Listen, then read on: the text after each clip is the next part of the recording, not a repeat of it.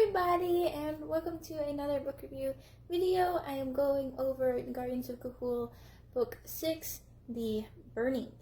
And this one is actually the last book featuring Soren as the main character, at least as far as I know.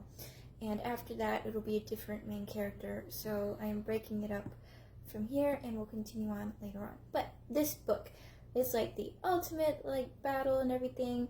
So remember, they did have a battle with the Pure Ones in the last books, and the Pure Ones, they took over St. Aggie's and the greatest storage of flex on Earth, and the Jaw of Charles is sent to the Northern Kingdoms to gain support from there, being that the Owls of the Northern Kingdoms are some of the greatest fighters on Earth, and they need their help to fight against the Pure Ones. The tricky part is, however, the Northern Kingdoms have had enough war, and they don't want to get into battle.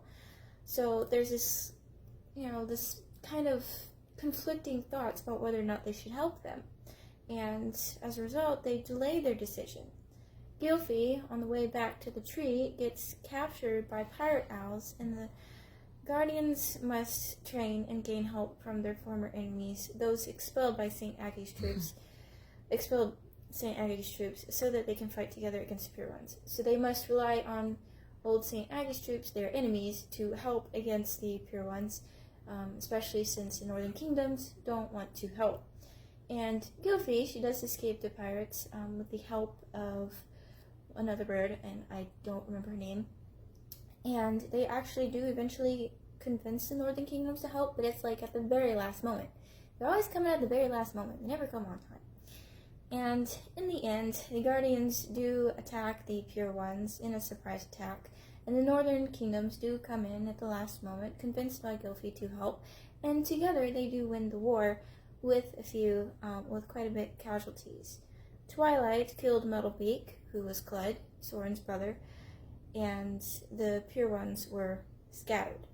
However, Nira still survived, and she hatched her and Clud's chick, Nerock, and so the scheme would begin again with new owl and new troubles. So we're left on this cliffhanger.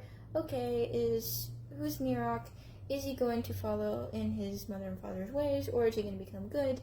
We're not really certain. So the book's continuing. Next book will be focused on him and his decisions. And real quick, I do want to show you the image in here. They do meet several snakes and other interesting creatures on their journey to the Northern Kingdoms. So a lot of fun little characters in there to learn about, and a lot of different personalities that I find really neat. So thank you for watching, and stay tuned for the next video. Bye!